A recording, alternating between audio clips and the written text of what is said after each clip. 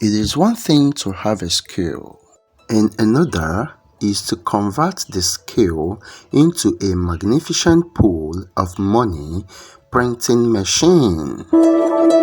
For a talent wasted is better not to be acquired. And on that short note, I will be showing you how to freeze, package and supply small chops to shops and supermarkets, especially if you are in big city. So, put up a smile and keep watching. Hello, it's Chinedo Vincent from salpesfoodblog.com. And we teach you how to make pastries, snacks, and lunch packs. Follow us for more valuable food contents ahead. Please, if you don't know how to make the samosa, the spring rolls, the wrappers, please check my page and watch those videos. They are absolutely straight to the point. But for the sake of today's tutorial, we will only be considering something new and totally different, and that is how to make a frozen samosa either for business supply or for home use. And assuming you already have your wrappers and your sauce pre-made, you will only be left to rub your gum paste on your wrappers and fold to obtain a cone-like shape. Then fill in your sauce and completely fold to obtain your samosa. Note that the use of the gum helps to properly wrap your samosa and close them to avoid oil penetration. And once you're done with the folding, set it aside. Grab another wrappers and fold your spring rolls. So I will go ahead and fill in my sauce after brushing with my thickener or my gum and then fold. And to do that, I will simply start by partially grabbing and folding from the two edges and roll completely. Most people don't actually know that as small as this wrapper is, it can fold a whole spring roll. Now that you know, go ahead and use it and stop wasting resources.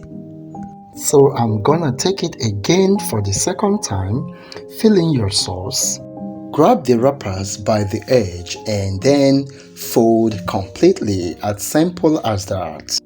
And now that you have your already wrapped chops smiling at you, it is time to start the frozen process officially. And to do that, grab your pan and sprinkle some flour on it to avoid thickening, and gently arrange your chops on the pan as we get ready for the frozen stages. Note that your refrigerator or your freezer must be at its lowest frozen temperature and ought to be on for at least 30 minutes to 1 hour before the proper freezing begins. Now, when all these conditions are satisfied, place your chops pan in the fridge and allow to freeze for about 30 minutes. After 30 minutes, you might need to separate them from either gumming to each other or gumming to the pan. Just the way I am disturbing them now, you might also need to sprinkle some flour to reduce the rate at which they stick to each other and also makes the separation easier. And once you are done, you can place them back to the refrigerator. Allow them to freeze for about an hour. Repeat this process until the chopped dough acquires stiff-like feel. And I think they're stiff now, so I will not disturb them again until completely frozen.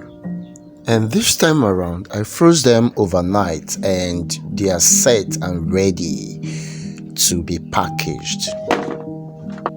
Yeah, you can hear the sound. So I'll go ahead and package them. And speaking on the packaging, I prefer a plastic plate packaging than a Ziploc bag.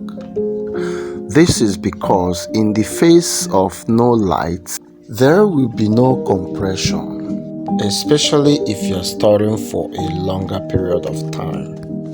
I'm actually supplying this to shops and big supermarkets, so I am packaging them and I'm taking them to the market.